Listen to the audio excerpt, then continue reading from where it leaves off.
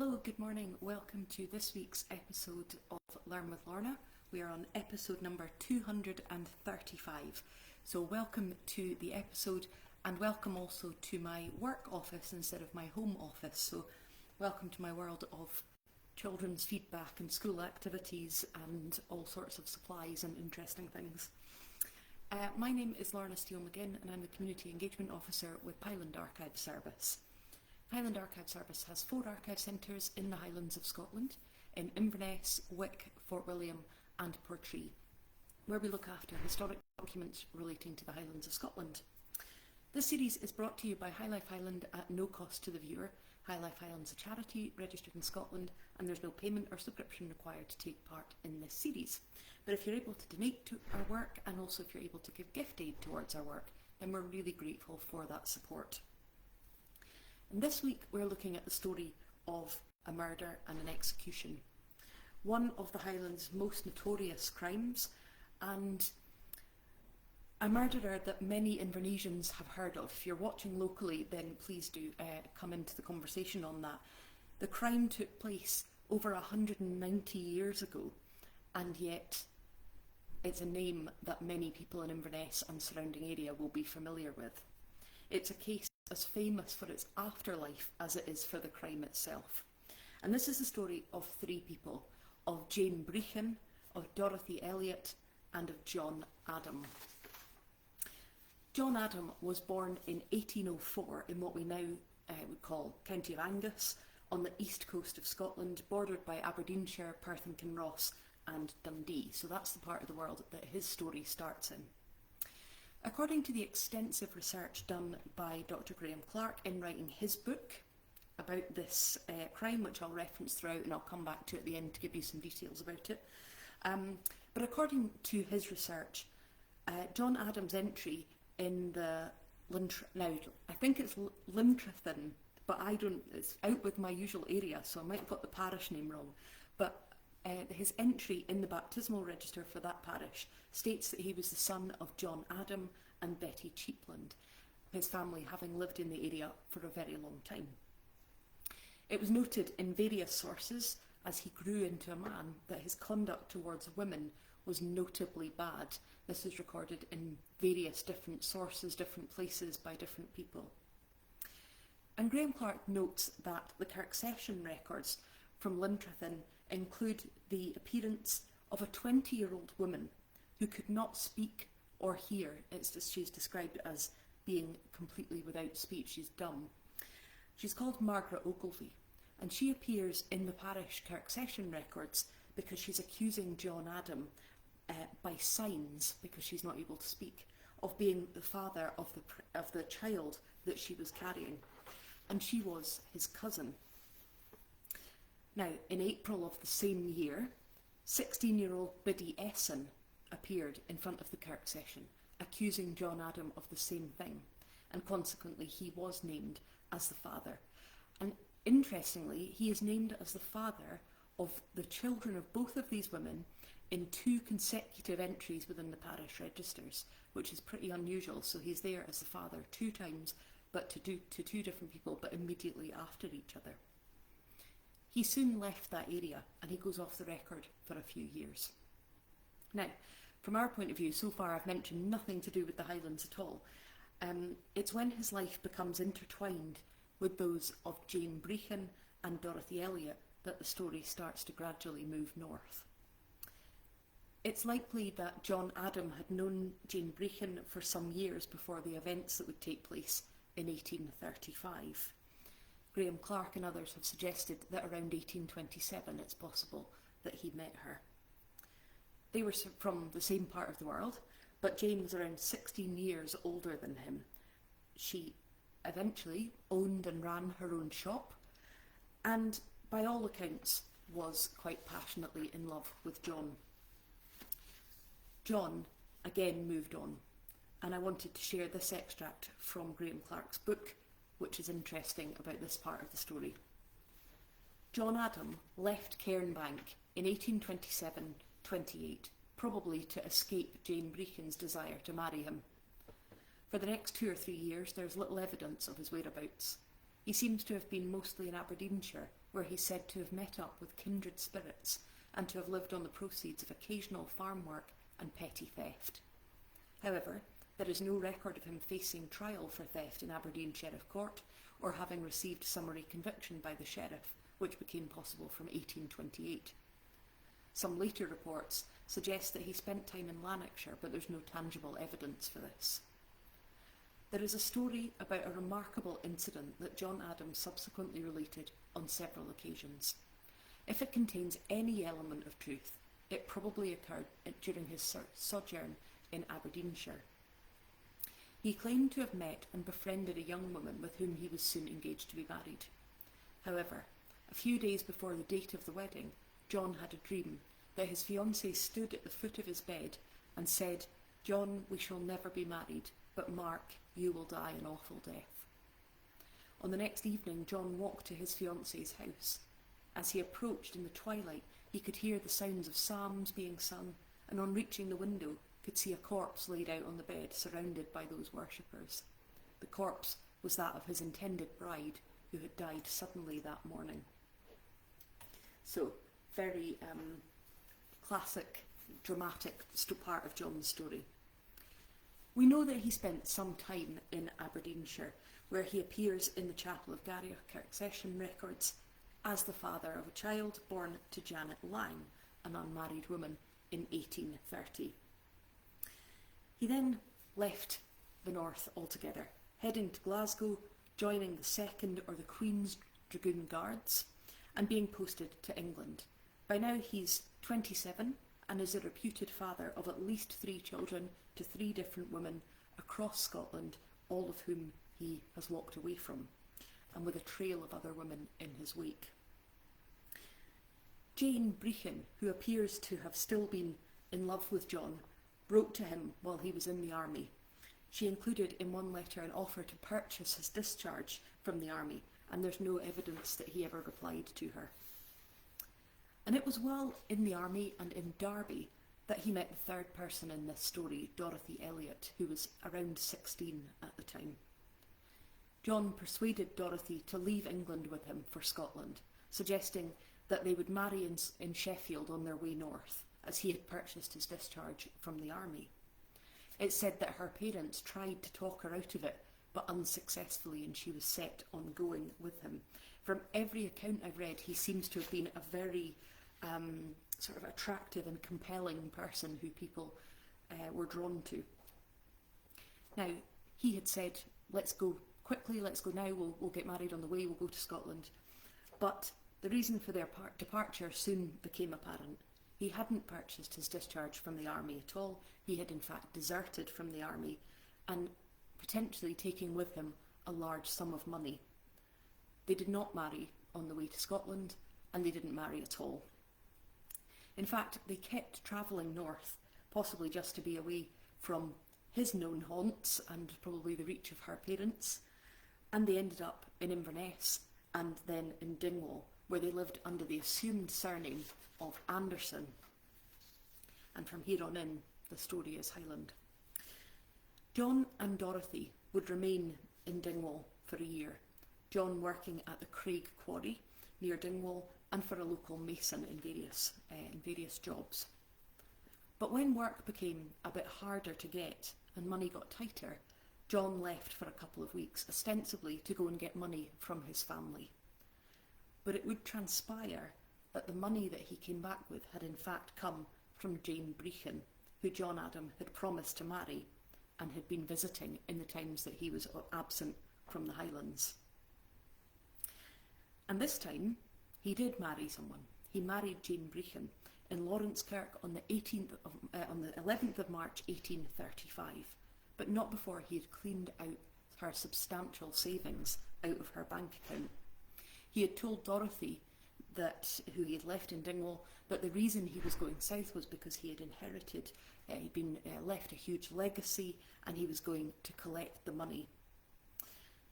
Incidentally, according to Graham Clark, and I've read it in some other sources, newspapers and so on, the minister who performed the marriage between John Adam and Jane Brechin said John had a handsome countenance and figure, and he described Jane as Though not deformed, she seemed less favoured in her visage by nature than almost any other woman.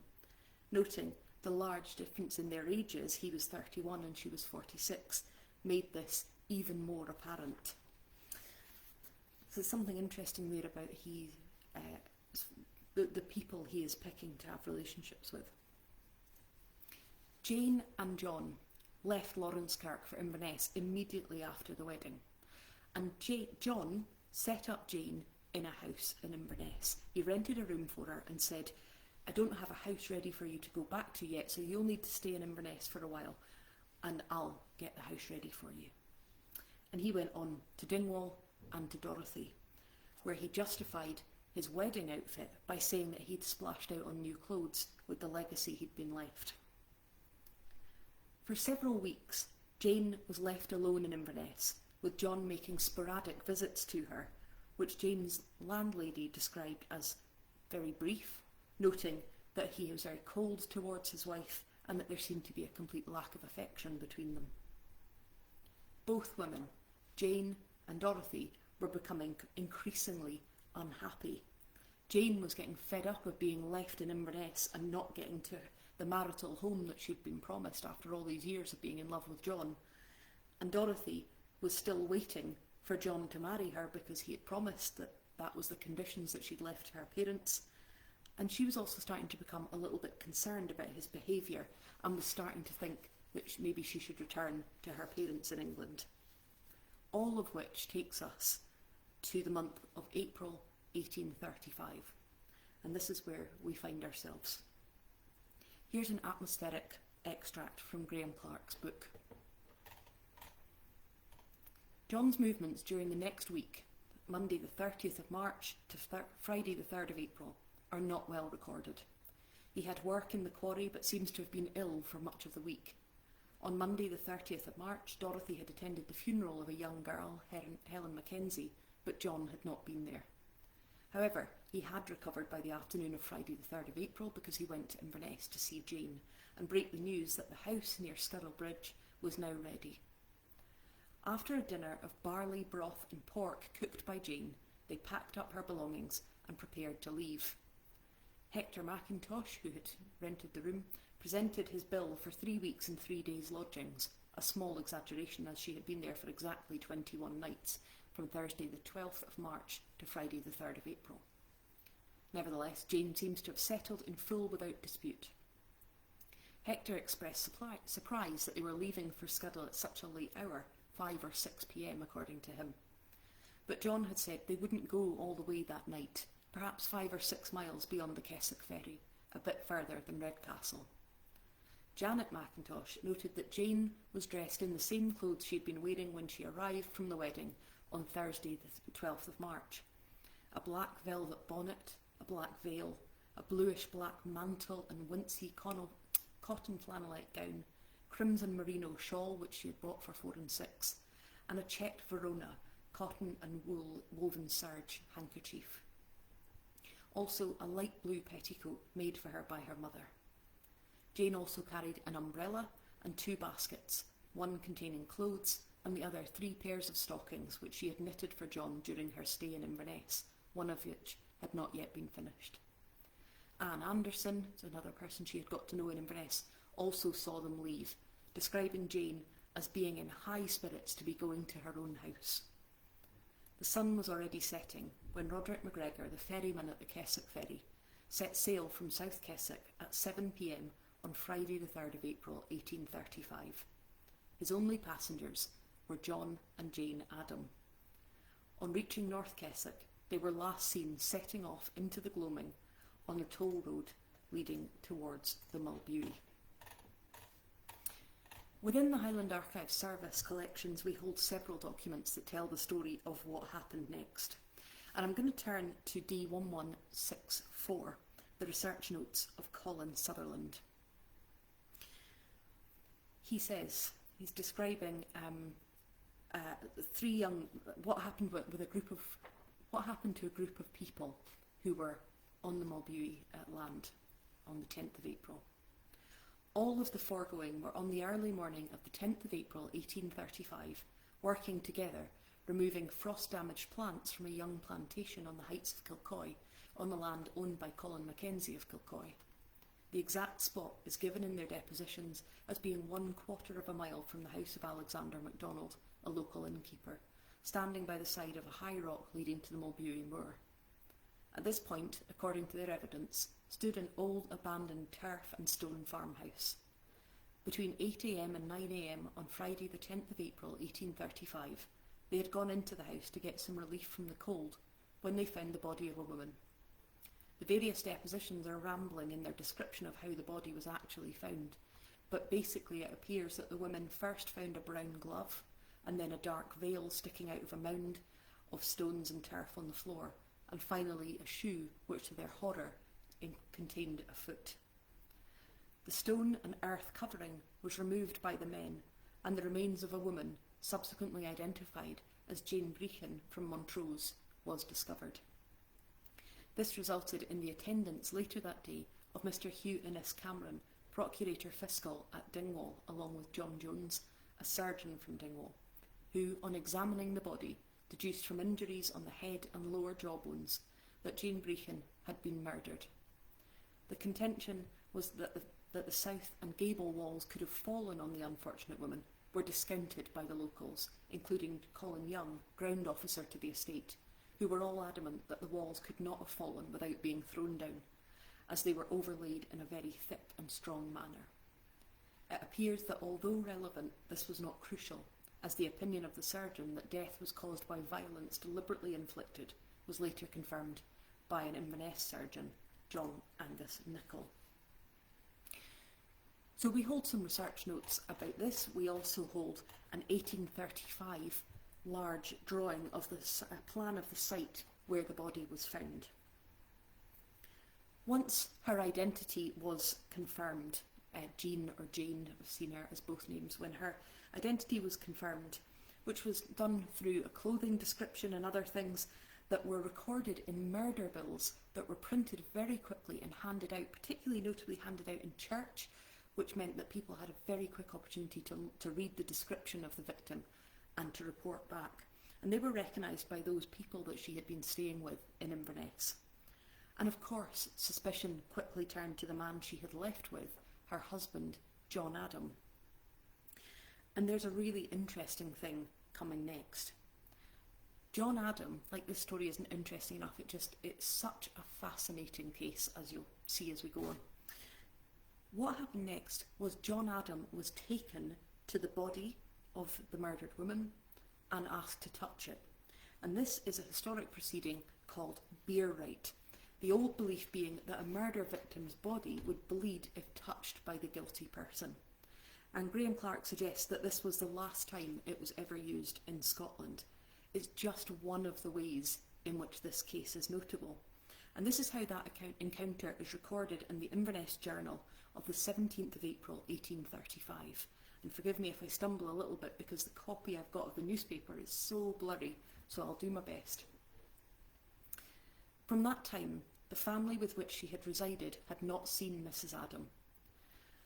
Mr. McBain instantly proceeded to Rothshire, and after communicating with the Procurator Fiscal, who's kind of in some ways similar to a coroner in England, not quite the same, after communicating with the Procurator Fiscal, discovered that the person who had left Inverness with the unfortunate woman resided in Dingwall with another wife and had assumed the name of Anderson.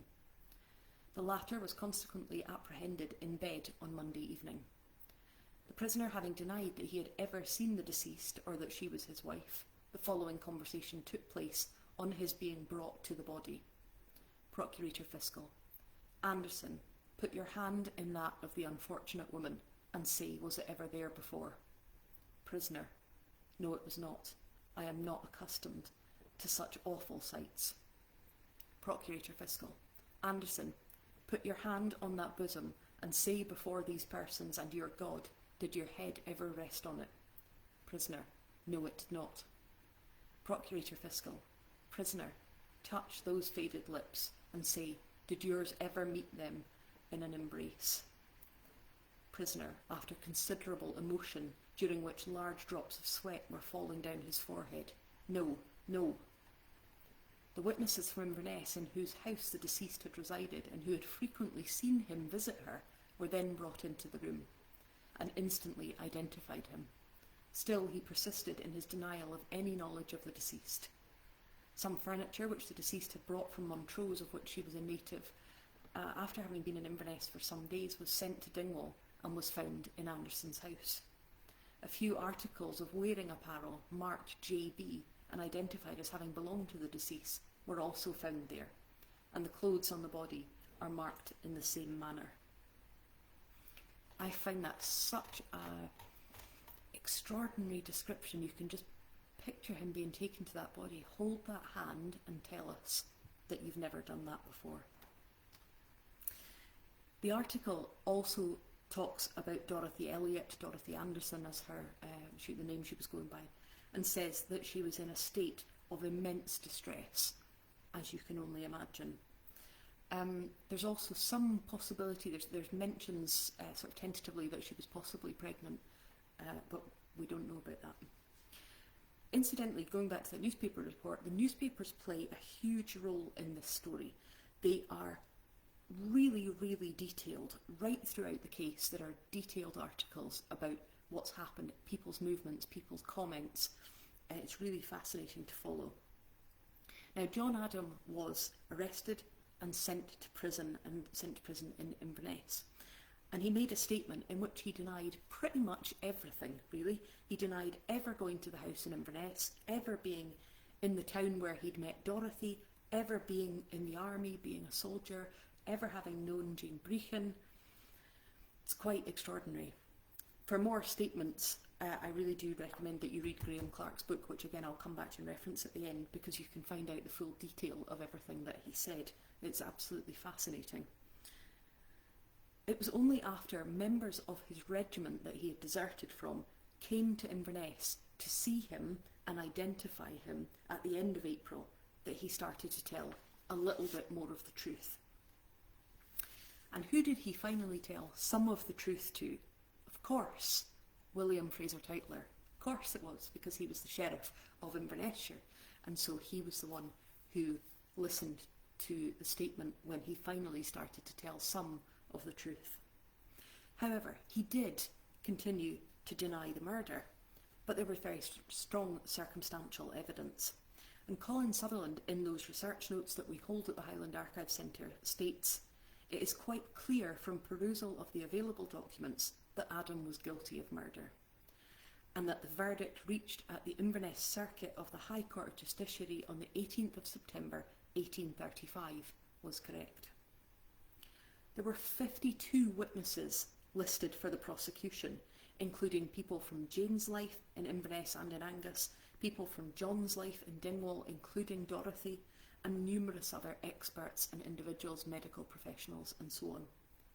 One witness for the defence, someone who worked alongside John Adam in the quarry and described him as steady, industrious, and a strong man who had shown no change in his demeanour.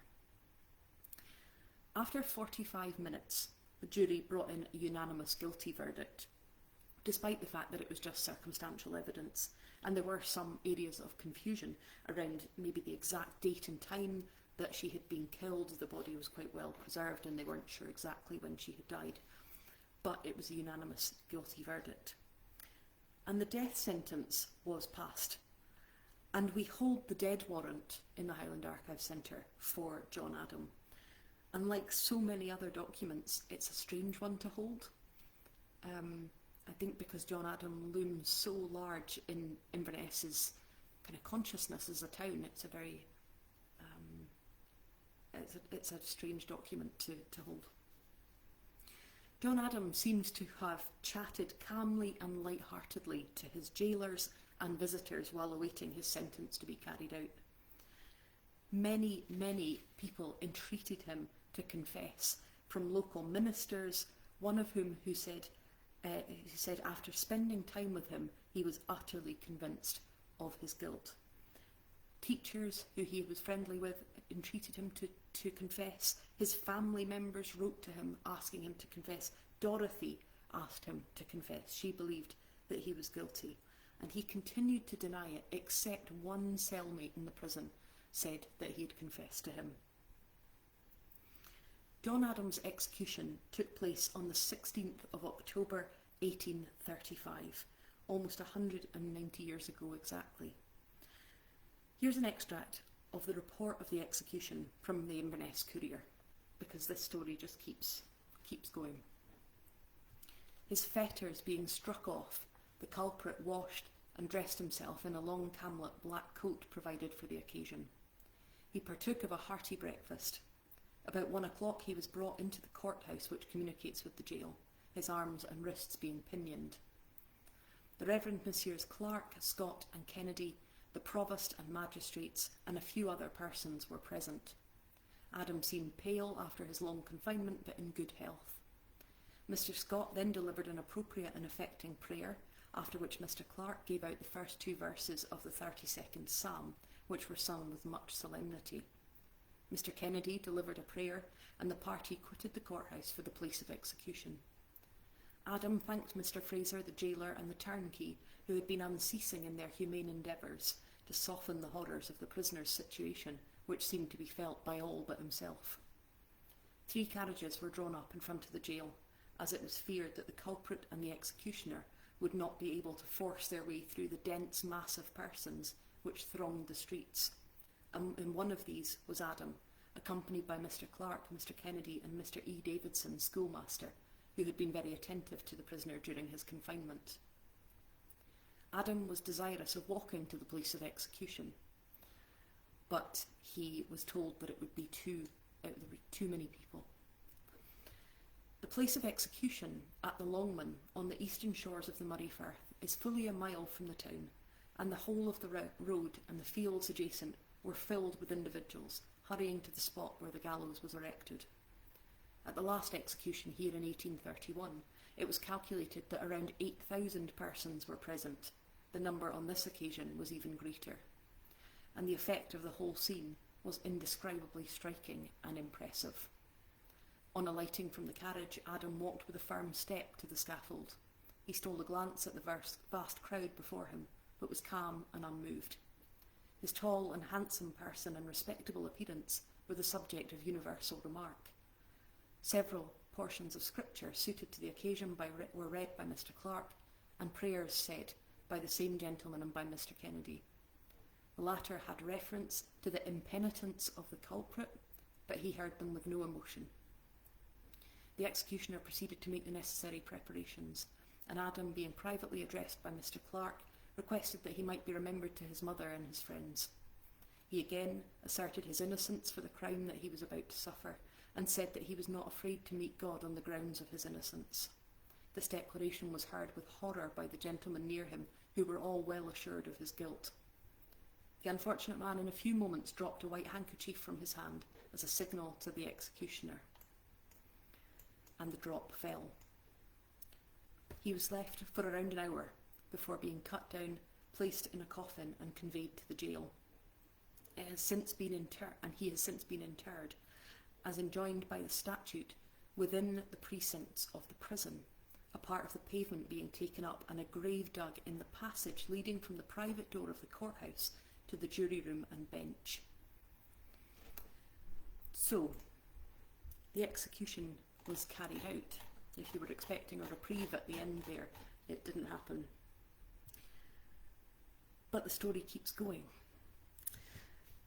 A death mask was created, which still survives in Edinburgh, which was the subject of the pseudoscience of phrenology, that examination of the shape of the head to look for indications of personality traits and guilt. Some versions say that the head was sent as well. But one of the reasons that John Adam lives so prominently in the minds of so many Invernessians is the statute mentioned there at the end of that newspaper article. The requirement for his bones to be buried within the prison at Inverness, within the precincts of the prison walls. Let's go back to Colin Sutherland's notes. Lord Moncrieff had directed that Adam's remains should be buried within the said Tolbooth prison in Inverness, and this became his first resting place. The Tolbooth was at the junction of Bridge Street and Church Street at the site of the present steeple, and the part of the building also functioned as a local courthouse. It's recorded that the magistrates were less than happy, as the actual spot selected for his resting place was the corridor from the prison to the court, which they of course had to use every day. In 1835, on the completion of the new police station at nearby Castle Wynd, Adam's bones, minus the skull, which had been sent for phrenological examination, were dug up and buried under the floor there, where they were expected to remain. This was not to be the case, as in 1912 bones were uncovered by workmen engaged on reconstruction work at the station, and it is believed that they were then reinterred again until 1963, when Castle Wynd was vacated and the force-occupied premises at Farrelline Park, Inverness, now occupied by Inverness Library. The bones were then stored at this new location until 1972, when on the instructions of the Crown Office, they were buried under the foundations of the new police station being constructed at Perth Road, and at a depth from which they would never again be recovered. It's thought that this was in deference to the memory of Adam, but the need to also still subscribe to Lord Moncrieff's original instructions for the disposal of Adam's remains. So the case is very much still in living memory.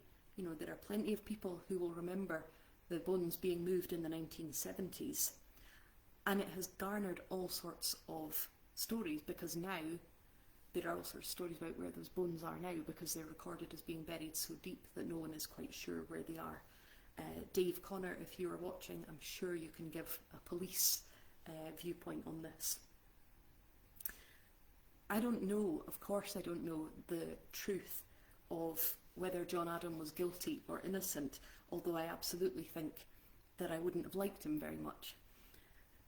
But I do think that, much like Jack the Ripper, it's a shame that his name is remembered when the names of the women whose lives he ruined to one degree or another are not remembered. If you agree with me on that, then you might be interested in Hallie Rubenhold's book The Five, which tells the story of the women killed by Jack the Ripper and doesn't really mention Jack the Ripper once at all through the book.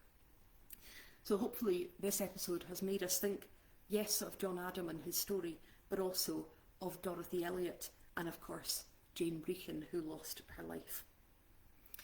I hope you've enjoyed that episode. I hope you found it interesting. As I say, it is a case that looms very large to those of us in Inverness. So if you've got any thoughts or memories or opinions on that, then please do share them. Let me know if you think John Adam was guilty or not. If you want to find out more about it, this is the book I've been referencing throughout. It is called John Adam, the Mulbuie Murderer. It's written by Dr. Graham Clark, and I would absolutely recommend reading that for a lot more detail.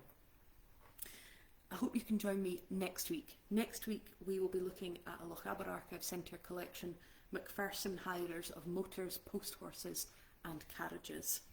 But as I say, in the meantime, I hope you've enjoyed this episode. Thank you for your comments. It is a fascinating story, Rod. It's quite extraordinary. A reminder that this series is brought to you by High Life Highland at no cost to the viewer. High Life Highland is a charity registered in Scotland, and there's no payment or subscription required to take part in this series. But if you're able to donate towards our work and help us to keep telling these stories, then we're really grateful for that. Thank you.